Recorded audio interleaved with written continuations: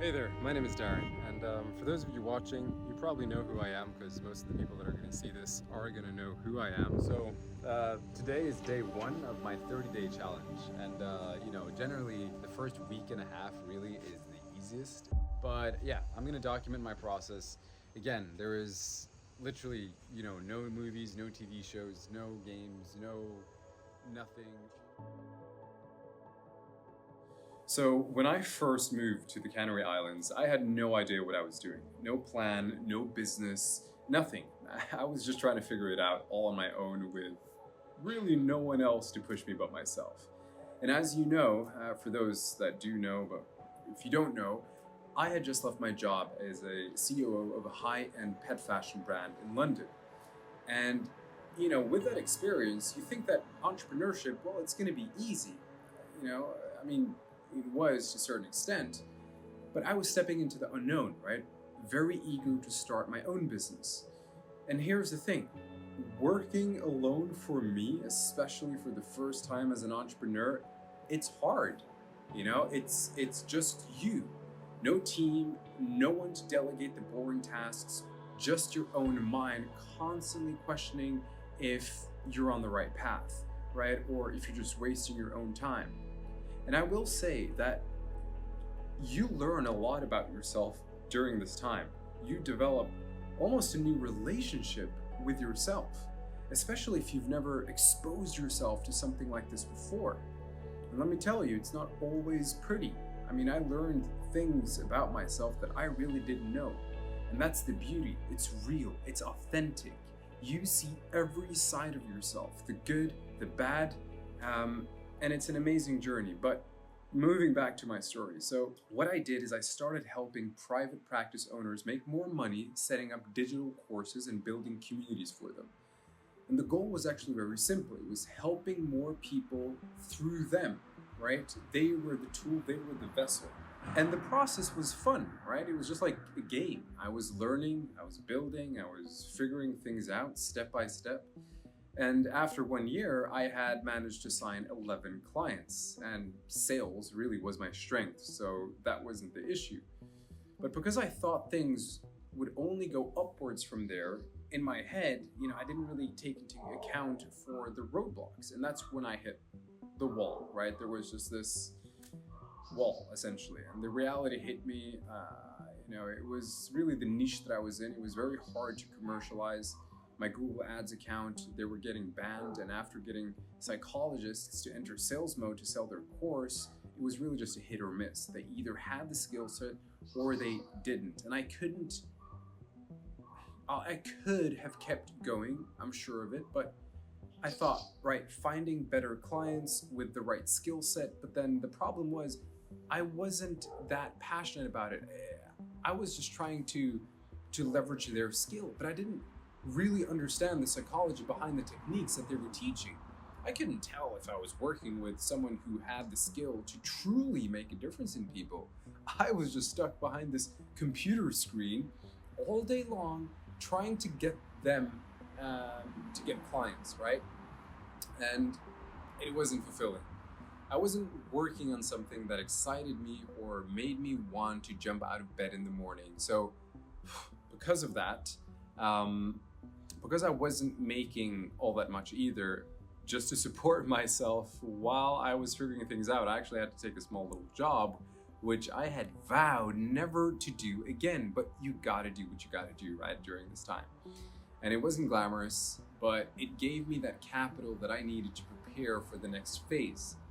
And it was a humbling experience, right? I mean, it always is when you've made that decision, but it really gave me that extra time to think about what I wanted to do next. And I decided to jump into multiple projects. I was doing a lot of marketing, website development, and sales. I was doing so many things, but knew I needed to focus on one thing that was going to give me the life that I wanted. And I couldn't keep spreading myself thin and just constantly be in this loop, right? So I took a step back and I thought, what could I really focus on and build a business around?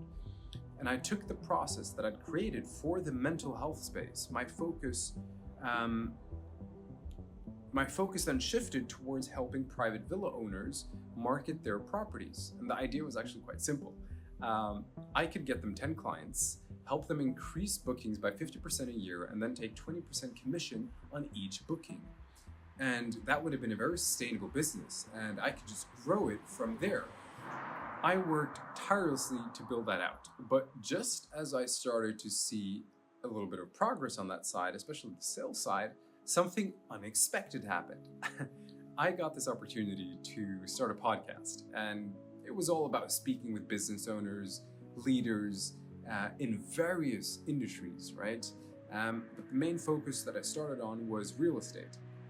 And while I was diving into that, I was also offered a consultancy position with a nonprofit here in Norway that helps youth find work. And they already had a structure, a course in place, but I helped restructure it and implement a few new strategies to make a bigger impact.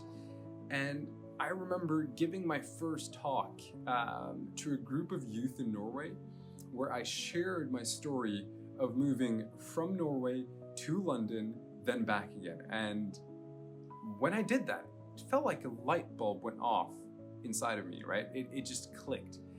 This is what I'm meant to do, helping others, especially young people, discovering their potential.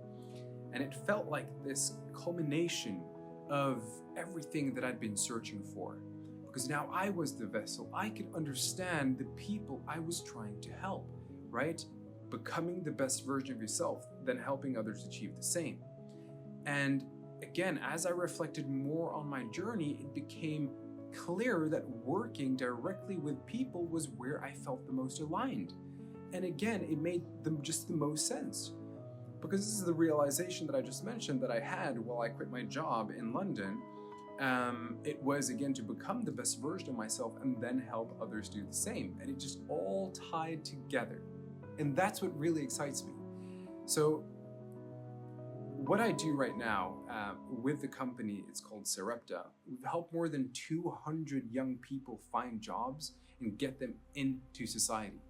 And my next project here is going to be digital, right? Creating a digital course that leverages the existing results and methodology from the in-person course that we've already restructured and worked on. And this is the future of my work. I'm expanding what we're doing, reaching even more young people and creating opportunities for them to grow, to find jobs and develop their skills. And I think this journey has taught me more than just business. It's shown me that